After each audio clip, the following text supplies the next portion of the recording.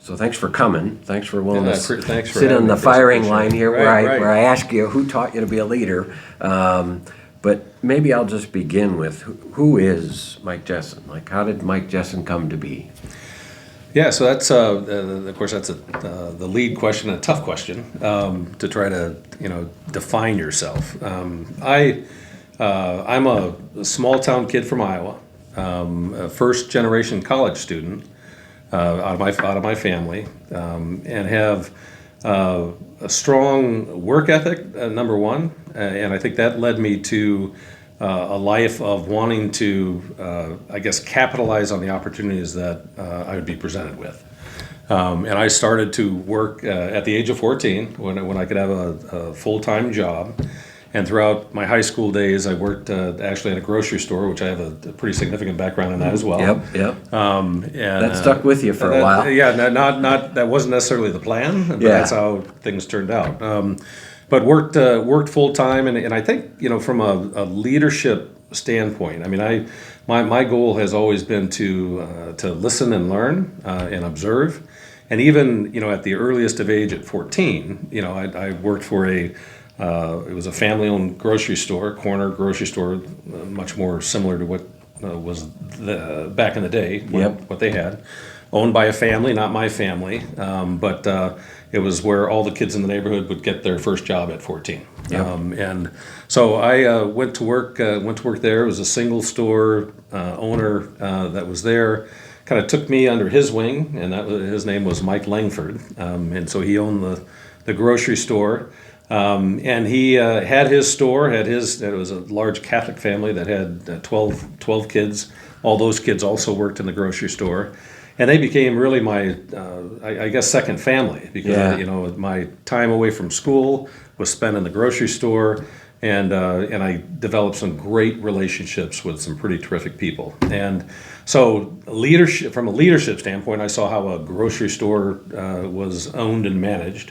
I saw how employees were trained and developed, and the goal was to bring that group together, to make the store successful. And it was a wildly successful small little corner grocery store back in the day. But you probably saw what each of those people did to make sure that happened. You started on the ground floor, but you watched, this person's got to do that, this person's got to do that. For us to deliver the whole thing, they all got to be here. Yeah, at age 14, wide-eyed, in terms of how it all worked, and I listened more than I talked back then, because I didn't know anything about anything. And I try not to do that at all anymore. Exactly, and you're exactly right. So Mike, the owner, was the conductor. And there was a meat department, and there was a produce department. They had the cashiers, and I was a bag boy to start. And so everybody had their part to play. And Mike was a stern, strong, convicted leader. He wasn't afraid to tell anybody, including myself, what I needed to do differently. And I listened. He had that impact on me for sure. And it was just a great opportunity for those 4 years, and it was truly, from 4 to 9, Monday through Friday, after school. And then Saturday was 9 to 6 p.m., so all day on Saturday, and then 9 to 1 on Sunday. So it was close to a 40-hour work week starting at the age of 14. But that's where the work ethic came in, the leadership component came in terms of observing to find out how that worked. I'd like to think that I got a lot of my abilities to communicate with a wide variety of different people, even at those earliest of ages. Because the bagger isn't always the exact same kind of person the meat guy is, or the finance person is. They're a little different. Yeah, that's exactly right. So I tried to take, I tried to learn from all those opportunities. It was a family that kind of helped direct me or gave me an interest in going to college, which prior to that was not on my radar, my family's radar. But I know a lot of their family did, and I knew that would provide additional options or additional opportunities for me, and somehow was fortunate enough and blessed to, even though I wasn't a great student, frankly, but found a school to go to and was able to save enough money through my work experience to help contribute or pay for the college. And so that kind of set me on the path to life after high school. And I knew, throughout high school, I didn't have any opportunities really to participate in sports because I was always working. I didn't have an opportunity to get involved with extracurricular activities and that sort of thing because I was always, You weren't playing the trumpet. I was always working. But I had a desire to do those types of things, or I was always interested in the potential of doing those types of things. So when I went to college, I was fortunate enough not to have to work during my college experience, although during the summers I had 3 or 4 jobs going. Yep. But when I went to the university, I told myself that I wanted to do everything I could to make the most out of that experience, especially being the first one in my family to have that opportunity. And of course, I had A lot of responsibility. a lot of responsibility, and I felt a lot of pride for my family too. And so I wanted to make the most of it. And so was very committed to get very active and engaged in the college experience. And was involved with, got involved with a fraternity, a social fraternity. However, also a fraternity that focuses on philanthropic endeavors and does good work, and also has a lot of fun. Yep. But even in those organizations, there are opportunities for leadership. Someone needs to lead the organization. And so, as a sophomore in college, became the pledge educator was one of my initial roles, and then was fortunate enough to serve as chapter president for 2 years, my junior and senior year in college. So was the leader of this group, and that's not always an easy position to be in. Nope. Because it's not all. You got to tell all your buddies that it's time to go home sometimes. It's not all fun and games, especially when someone has to be in charge. Yep. But that, I was thirsting for that leadership component, and as odd as that may seem, I mean that really helped develop a lot of my leadership abilities, being responsible for someone other than myself. Gave you the confidence that you could. Absolutely. Whatever your interest was prior, that gave you the confidence that you actually could. Yeah, and that led me also to, and it was a university of 6,700 students, so it wasn't a big university, but that was intentional too. I wanted to go to a university where I could engage and play a part.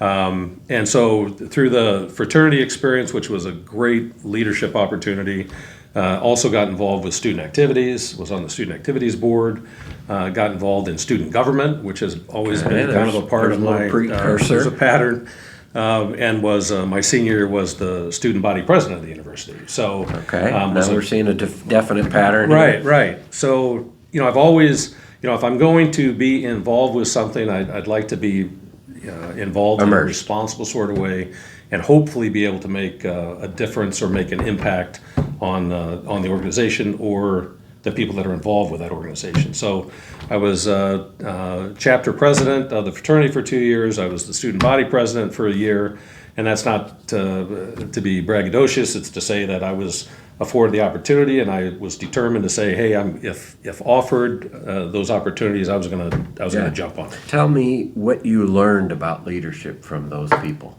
You got a lot of examples or a lot of stages of lessons in leadership. What were the principles? Yeah, I think a lot of it has to do with the ability and the desire to develop relationships with people. And it's all relationship based. And for me, it always has been, and still today, and will always be relationship based. I think you have to have the ability to develop a certain level of trust with people and confidence with people. And I think a lot of that, Chris, really stems from your willingness to, number one, listen. And I think that's one of the things that a lot of leaders out there don't do enough of. And I think to understand where people are coming from or what they can or are what they're capable of contributing to a certain success, you have to listen and to try to help you make that determination. And so I think a willingness to engage, a willingness to listen, to understand and appreciate the fact that that you're not always right, and And there are a lot of good ideas out there, but you have to be willing to listen to them. And I've learned that in many different ways. My experience out of college. So as I graduated from the university, I went to work for Aldi Foods, which ultimately started, a 28-year career with Aldi Foods post college. And one of the things I learned from Carl Albrecht, who was the founder of Aldi International, which he is now deceased, but part of the Aldi management system was centered around, which I learned, centered around surrounding yourself with people who are capable, who are smarter than you are. And this was Carl Albrecht's feeling or philosophy. Surround yourself with people who are much smarter than you are. Give them the freedom to do their work, and you have to outline what that work is, and that could be via job description or via processes or procedures or whatever. But give them their responsibilities, and guarantee them that you're not going to get unnecessarily involved with that. So you're not going to micromanage, which has never been part of my leadership style. I need people around me who can do the job without any unnecessary involvement from me, and that works. That works incredibly well. But in order to do that, you have to have the right people. Number one, and then you have to train them and develop them appropriately so they know what to do, and then also give them the tools in which to do it. And then I guess fourthly, you have to stay out of their way. Yeah, and you let got to them check get the work yourself done. all the time. But I think your point about leadership is it's not always easy, but you have to, because they're not going to lead unless you step back. Right. And I'm probably a person that's hyper involved to a fault, but you've got to ultimately let go if you're not going to be the one that's counted on 24 hours a day. Right, and that's And it's something you learn all the time. It's for your benefit, Yeah. and also for their benefit as well. How did you know to listen to them? How did you know to listen to the original store owner? How did you know to listen to the Aldi principals? There's an awful lot of people that might see that stuff and say, well, they're just pushing whatever he wanted for the store, or whatever he wanted from Aldi, or whatever this fraternity wanted. How did you know the principles were worth listening to? Yeah, I think I've always been, I guess, probably careful or protective of who I do listen to, Okay. because there's a lot of people that are out there, willing and interested in giving advice that may not necessarily be what's best for me. So I've always been, thankfully, very selective in terms of who I've listened to, and I don't know how that has happened, other than I think a lot of it is centered around trust and confidence in those people, and kind of a respect for what they have done or what they've accomplished, or whether or not I know that they have my best interests in their heart. And I think back to the decision to go to college, which wasn't an easy one. I mean, Yeah. throughout my high school career, had no intention of going to college. I didn't prepare myself academically or financially. That just wasn't on the radar. And my older brother, who is become my brother and one of my absolute closest friends, he and I took a trip down to the college, and he had never, he had never been to college, but he was always kind of my biggest fan, and Looking out for his little He was brother. always taking care of his little brother. And so we went down to the university, toured the university. First time I'd ever been on university campus. Same for him.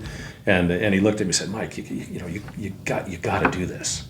And we didn't even know what that really meant, other than I needed to get accepted and go to the university. And so he was the single person who convinced me that college was the right thing to do. Absolutely awesome. And so on that trip, he convinced me. He said, "You got to do it." Biggest supporter of mine. And as a result of his advice, and I knew without a doubt that he had my best interest in mind, and he couldn't be any more proud of, what accomplishments I had up to point, and still today, he's my biggest fan, and That's awesome. and we have a great relationship. And so I listened to him, and that's because I knew he cared about me and what was best for me. And then as I look at other individuals that have come across my life, I mean, I look at their body of work, not necessarily just what they say, but what they What do, they actually do. and the what they've impact, done over time. What the they've impact done that a lot they of make. time. And there's some incredibly sincere, wonderful people that I've met, whether it be through my Aldi days or through my government work, some of my closest friends that I've met, and then through the city work as well, and through the Boys and Girls Club now. I mean, I've always had and been blessed to, I guess, pick the right mentors, Okay. or pick the right people to listen to. If you're flipping through the channels, you pick through a channel that's actually going to assist you, not drain you. Yeah, and I don't know, I don't know how that's happened, but it's happened, and Yeah. I couldn't be more thankful. And so I have a lot of respect for bodies of work that people do, and when they do great work, I want to acknowledge it, thank them for that. What can I learn from them? Because without a doubt, I don't know it all, and I have a lot to learn. And I want to do everything I can to kind of tap into them to learn as much as I can, so that I can be the best that I can be. Why do you, at your age, you're probably similar to my age, why do you, at your age, still want to learn so much? Don't you know everything already? No, not haven't even scratched the surface, and I'm reminded of that daily by a variety of different people. But I think it's I think it's important to keep your mind moving. It's similar to your body. You don't want to stop moving your body, and if you do, you become stagnant, you become stale, and That's right. eventually you don't move anymore. And I think for me to keep the mind going in that way, I have continued to meet people who have been influential in my life throughout my entire life, and my goal and what I try to do is keep them involved in my life. Yeah. For advice or consultation or whatever. And if occasionally I can give them a nugget or two to help them out, that's even better yet. But I think we have so much to learn, and there's so much work to be done that you have to keep your mind and your body active and moving, because you get one crack at it, and I think it's a responsibility, really, to do everything you can to make the most of it. And so I want to capitalize on those opportunities. Pick a leadership lesson that you learned at Aldi, pick a leadership lesson you worked in county government, and pick a leadership lesson that you learned at the city, or that you not necessarily learned new, but was reinforced. Starting with Aldi. So with Aldi, I would say the idea of treating people well was probably the paramount lesson that I learned at Aldi. And that's where you can appreciate a person's work ethic. You want to have the best of the best people surrounding you. In order to get the best of the best, you have to compensate them fairly for that. And then you also have to develop a culture that motivates them to stay. And so Mr. Albrecht, the founder of Aldi, was, without question, I had the opportunity to interact with him a couple of different times. Didn't speak a whole lot of English, but you could tell he was committed. He was committed to the employees at the lowest of levels. When he would come to visit stores throughout the country, his goal was to interact with as many people as he could. Not that he could really have an engaging conversation with them, but he wanted to be near them, and then for the employees to be near him. Yeah. It was a wonderful, wonderful experience. And he cared about the people, so he wanted to do what's right for the business as it relates to the people, and then also as it relates to the customers. So take care of the customers. And the rest of it, he didn't It'll spend a all whole lot of solve time worrying about. It all centered around the people. So with Aldi, it's a focus on getting the right people, giving them the responsibility to do their job, getting out of their way, and doing what's right for the employees and the customers. Now jump to the county. The county was certainly a different sort of Got its experience. own challenges and opportunities. And I believe in that role or in that world, you need people who are, and I believe that in the fact that you need well-qualified people to be in elected office, and I think it's important work because you're representing the people, and so in order to be qualified, I think you have to be smart enough to do the work and willing to devote the time and energy to do the work. That's one thing. The second thing that you need to do to be successful in an elected official sort of position is you have to be doing it for the right reason. And so, I think we need well-qualified people in those positions that are doing it for the right reason. Mm-hmm. And that's why I put my name in the hat. I was fortunate enough to be on the school board out in Union Township for 2 terms, was elected those positions, and then served 8 years on the county council, and was elected for a 3rd, but left to do the Boys and Girls Club work. And so I think the lesson that I learned there, because I've always been interested in politics / public service, Yeah. And that's from a very young age as well. Always had an interest in it. So I think you have to be willing to work with people, and I think that's what it's all about.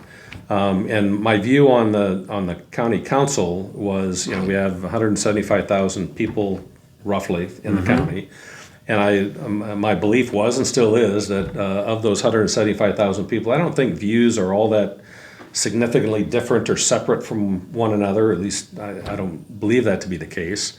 And I think that hopefully at the local level, you're in a position where we can spend less time talking about the R's and the D's and the people that are on the extreme of on either side of those issues, and focus on what's important to the 175,000 people in Porter County. Plumbing and roads and drainage and infrastructure. And all of us have highways those same, they have those same desires, I think, and that's the way it should be. So when I was in office, it was always about getting things done, which I feel I'm proud of the work that was done for the 8 years I was there, and it was also about having some fun along the way, because I believe that's an important component of it too. And for the 8 years I did that, we got a lot done. We had some fun, developed some wonderful relationships with a wide variety of different people. And the lesson, I guess, would be that it proved to me that it could, in fact, happen. Yeah, the one thing that I've realized over time, Chris, is that there's so much to be done, and the things are, and this isn't at the county level specifically, but just in life, there's so much that can be done, that needs to be done.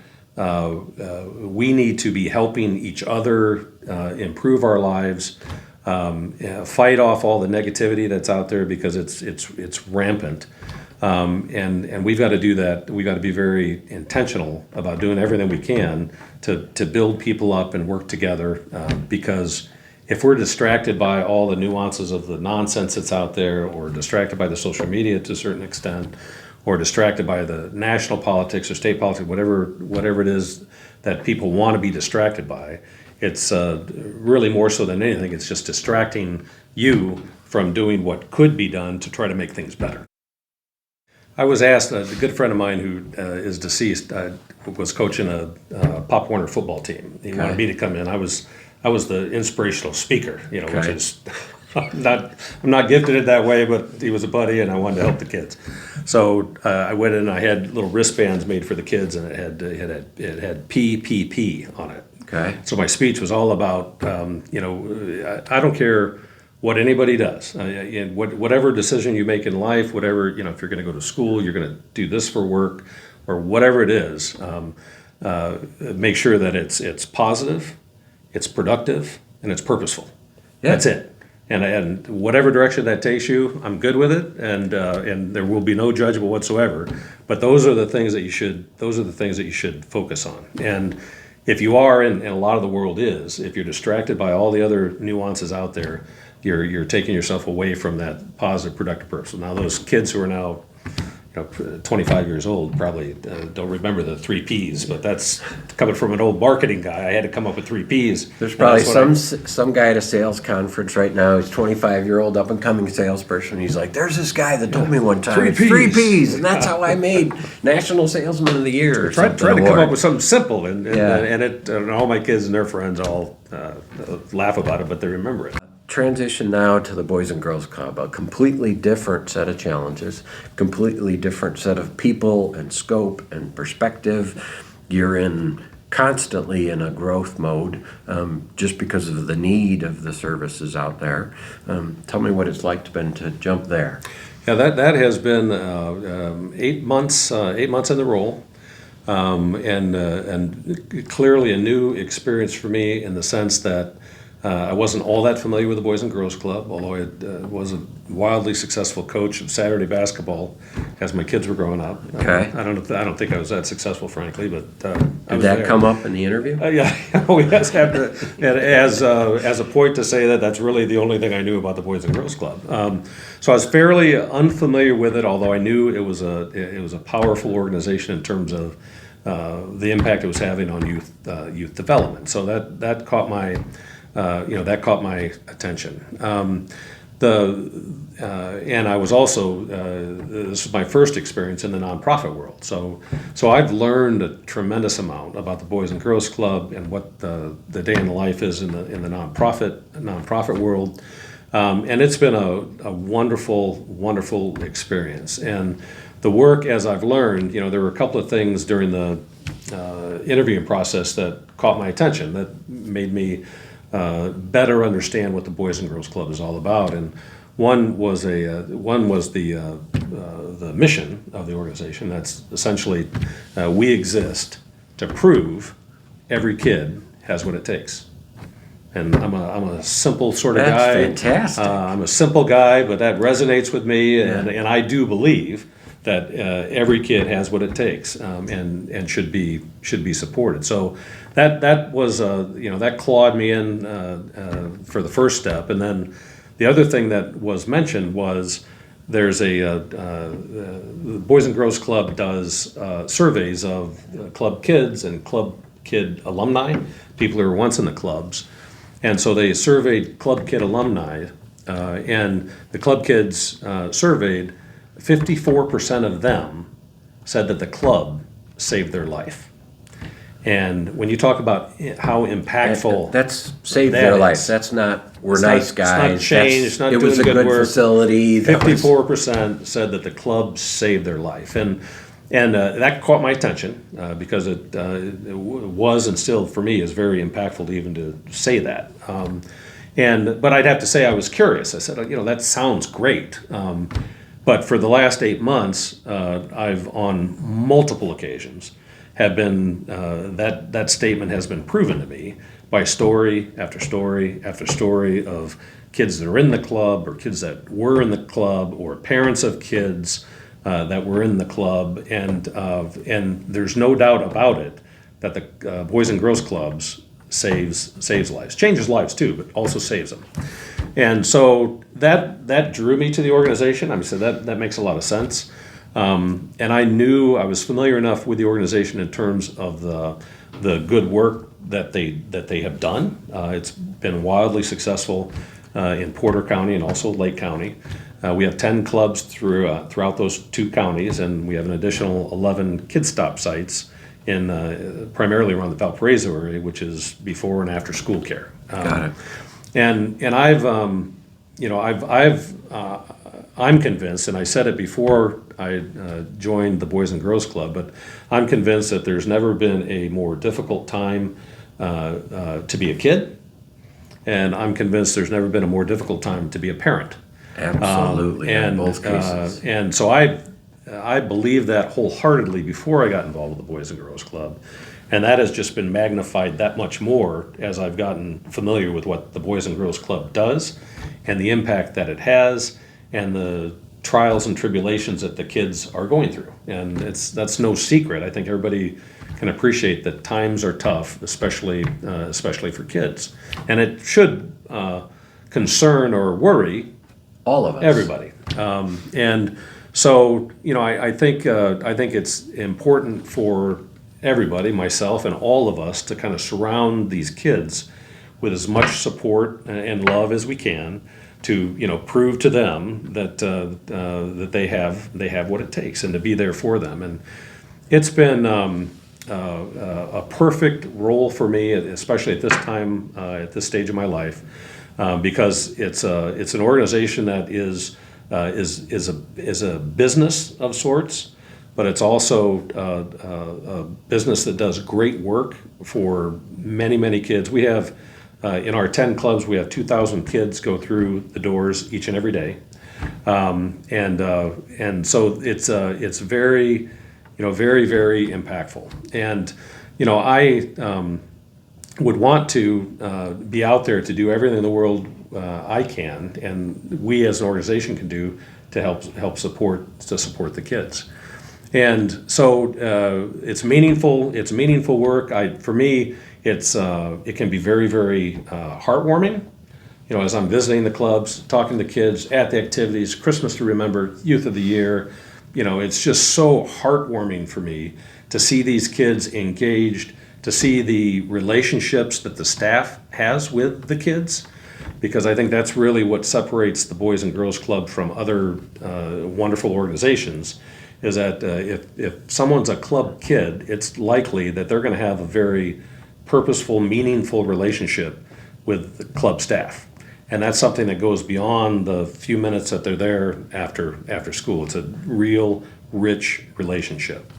And I think that's important to have that for those kids. Many of those kids don't have that real, authentic, deep relationship outside of the Boys and Girls Club. Yeah. So more important than ever. Yeah, filling a void that has always been there to a certain extent, but I would say that in today's day and age, with all the distractions and all the difficulties that society has for all of us, especially for kids, there's a greater need than ever to have someone who has that meaningful connection with these kids, so that the kids know that they matter. So, as I've experienced it can be so heartwarming, because I know that the organization and the staff, each and every day, they're making a big difference.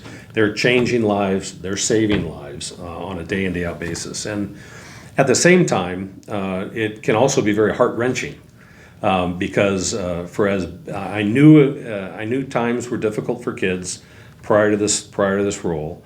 I didn't fully understand or appreciate the magnitude of the difficulties that kids are going through on a day in, day out basis, because I haven't had the exposure to so many kids and so many situations. And so when you hear some of the heart-wrenching stories of kids who haven't been cared for properly, potentially physically or emotionally abused, sexually abused, we are involved with situations oftentimes where we have to call Child Protective Services because of how kids are being mistreated at home or elsewhere. And the kids, the struggles that the kids are having, the struggles are real. And so to hear those stories firsthand, and to know that it's, rather than imagine it, to know that it's real, it can be very heart-wrenching work. But I give credit to... So it's an incredibly tight balance of inspiration versus overwhelming. Yeah, absolutely. And those heart-wrenching moments helps you further appreciate why I'm a part of it. It's because if those things are happening out there, and if they're having those heart-wrenching moments, I want to be there to help in any way I can. And but it's also so it's heartwarming, it's heart-wrenching, but it's also very hopeful and inspirational for me, because I see the difference that the clubs make on these kids, and it's very, very meaningful. And I mentioned we do surveys of the club kids and all that sort of thing, and of our existing club kids, we ask them, how do they feel? And some of the statistics that come out of it are 92% of the current club kids, feel safe when they're at the club. Just gonna guess that was the word. Which, if there's nothing else that we provide, the safety is the absolute number one priority, because it is a safe place for them to go, where they know they're not going to be judged, they're not going to be mistreated, they're going to be cared for, and people are there trying to help them in any way they can, and that's through all the trials and tribulations of life, and that's the sort of support that the club provides.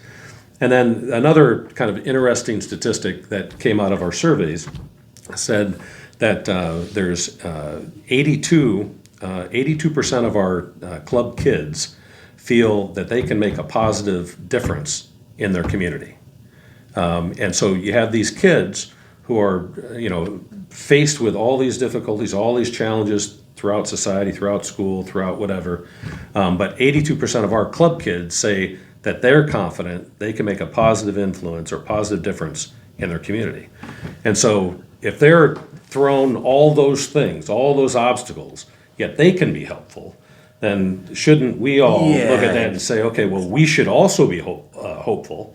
And that's a problem that a lot of adults have now too, is they're not very hopeful. Yeah. But we should be hopeful and surround those kids with as much support as possible to truly, make that difference in the community. And so it's been a wonderful. It's a challenge wonderful to experience. yourself constantly, probably, to say, look, at that kid is maintaining optimism in a situation in which they have almost no right to optimism, but they still have it. I've got the benefit of a house and a car and a secure means of employment, and I've got health insurance. I have all these stable things in my life. My gosh, I got to help that person that doesn't have those core stable, safe components.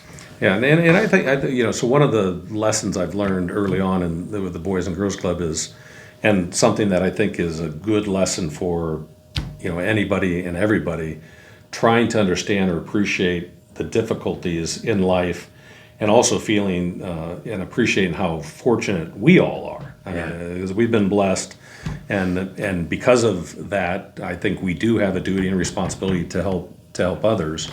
And the simple message is really to make sure that as you're looking at someone's scenario or situation in life, number one, don't prejudge, don't jump to a conclusion, don't pass judgment on what someone might be going through, and do your best to put yourself in their shoes to say, okay, you have no idea what the day in the life is for this particular individual. In this case, we're talking about club kids.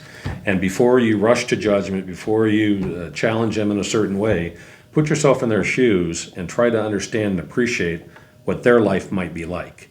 And I tell you, if we could do that for kids, and if all the adults could also do that for all the other adults, wouldn't the world be a much better place?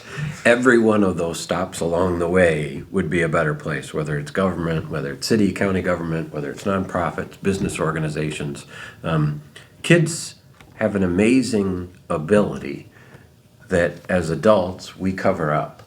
And they know how to work incredibly hard. They know how to maintain productivity. They know how to maintain positivity. They know how to have fun. It's often the adults that sometimes mess with that. They're the ones that screw it up. Yeah, well, I watch a ton of sports. Obviously, we cover a lot of sports, and I always look at it and say, am I, or are we, or is this group of people working as hard as, let's say, a JV basketball player that's 8th or 10th man down?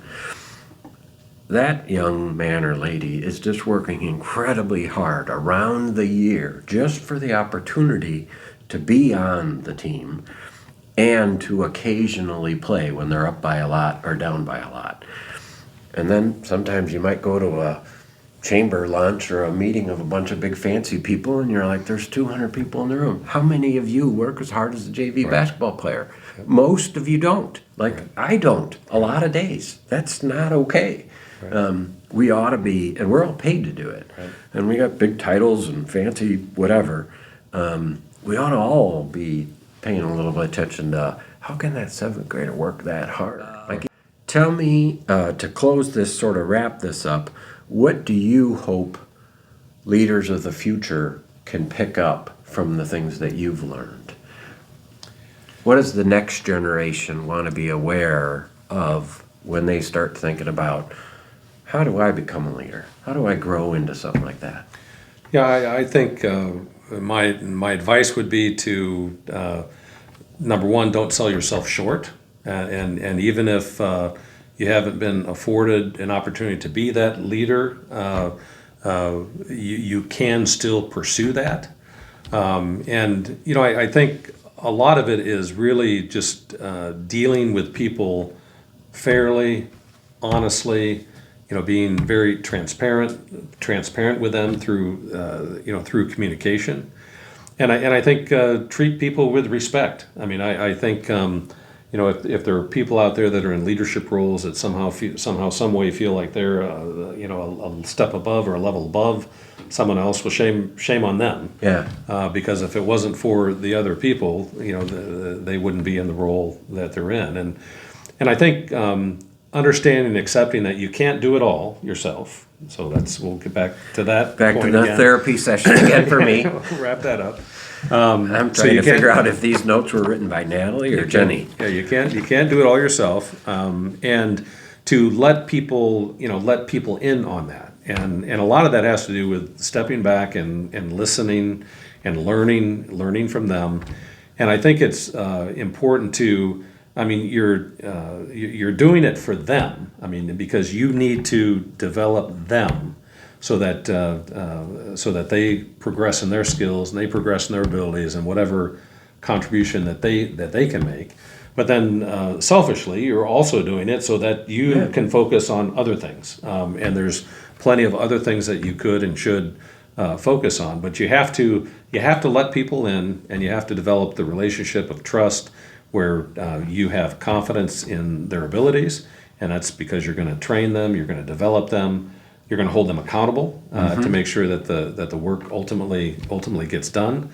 But your job as a leader, I think, is more so than doing anything you can for your own leadership ability.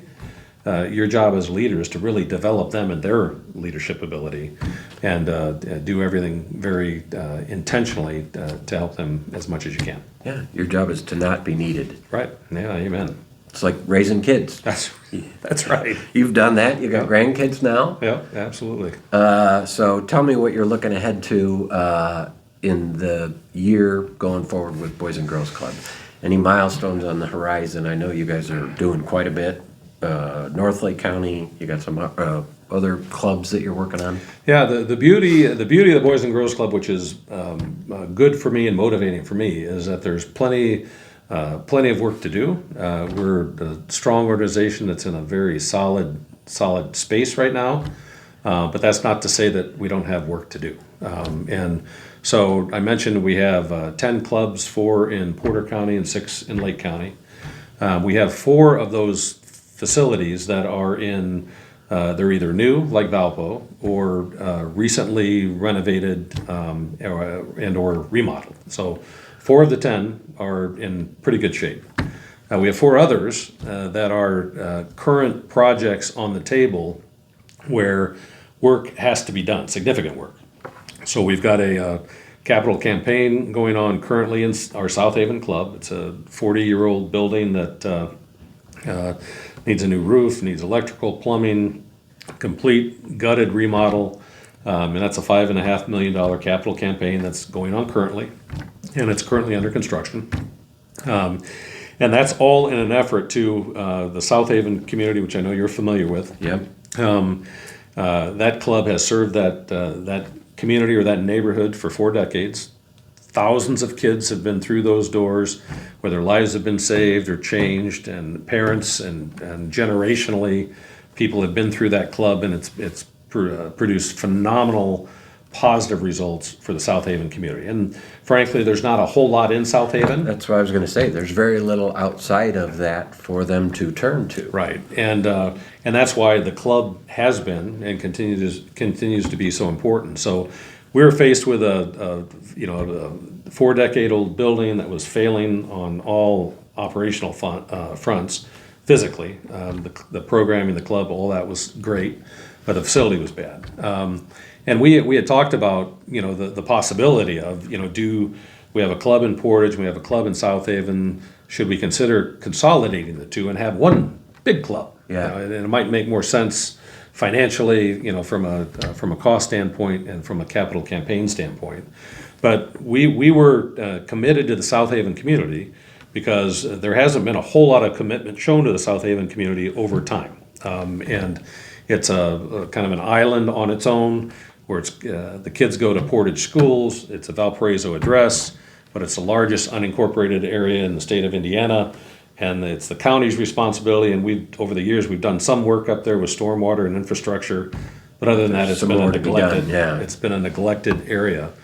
And the one thing we didn't want to do is that club has been such an important place for so many families over 4 decades, is we didn't want to leave that neighborhood. Because I believe the Boys and Girls Club, that particular club, which is in the neighborhood, close to an elementary school, 4 decades, kids could walk there, ride their bikes there. It was very, very convenient.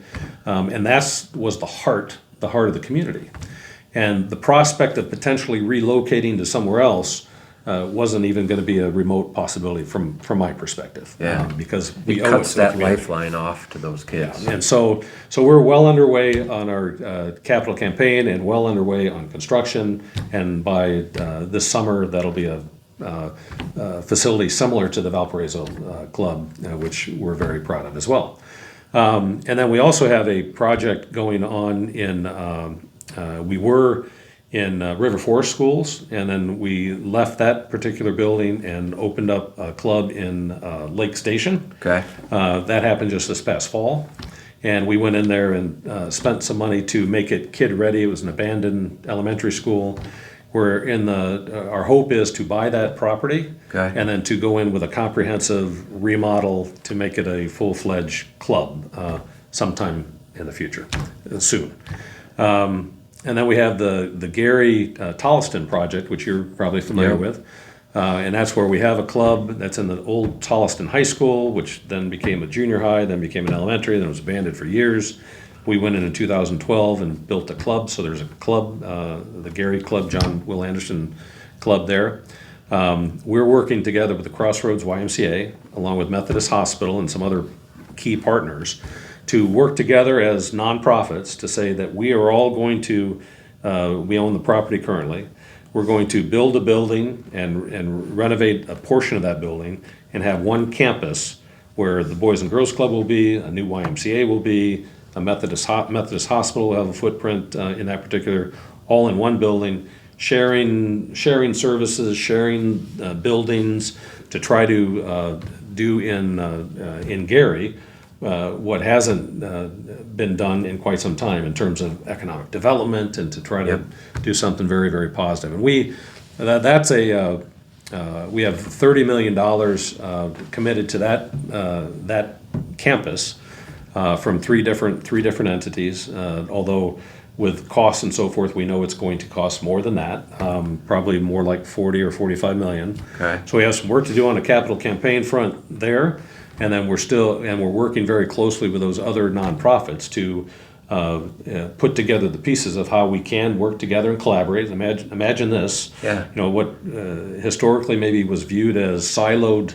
Territorial, all of a sudden working together, and as a result of it, we're going to have something that's just absolutely outstanding in an area that desperately needs it. So that's the Gary Tolliston project, and we hope to break ground in that next or this year now. So that's happening. Then we have the other property that we purchased last year is in the town of Maryville, which Maryville, we've had a club presence for years, always been part of a school building somewhere.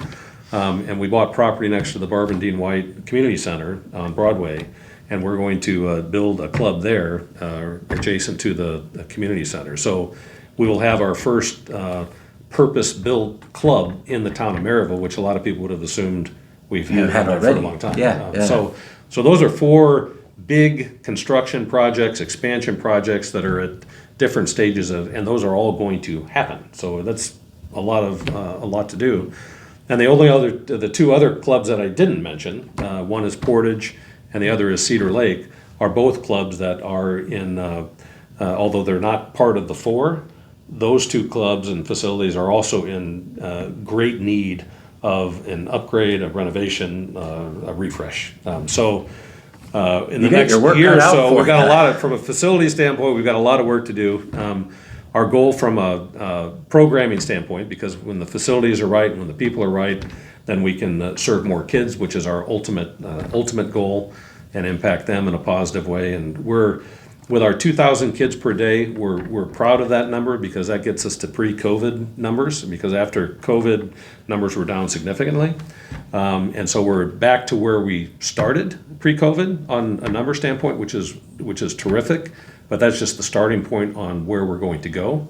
And then one specific area that we're working to be very intentional about this year and going forward is working to put more effort into and have success at bringing teens into the club. And that's been an issue for us collectively as part of Boys and Girls Club of America. And throughout the country, there's over 5,200 Boys and Girls Clubs. So it's a big organization, and the thought or the prospect of bringing more teens into the club is at next to safety, is probably our next highest priority.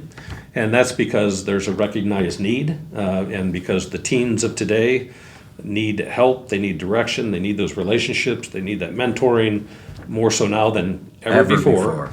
And many of them, especially at that age, could be at that fork in the road Inflection point. where they could go this way or they could go this way, depending on the people that can, positively or negatively influence their life. So our goal is to influence as many as we can in a positive way. You have got your work cut out for you for not just this year, but for years and years and years to come. So, Well, I wanted the blood to be boiling again, and so Yeah. it's clearly boiling in a positive way. well, that's exciting. It's inspirational, and I think people can learn a lot from where you first learned, and then where you learned along the way of how you apply all those principles now. I agree.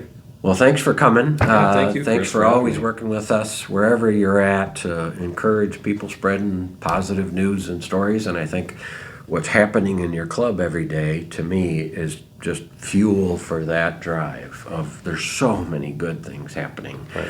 And kids are doing great things. And Boys and Girls Club team members are doing great things. And when you talk about multiple organizations working together, like at the Gary Project, that's where you can achieve far more momentous things when you got scale and people drop the baggage about, well, I helped you here.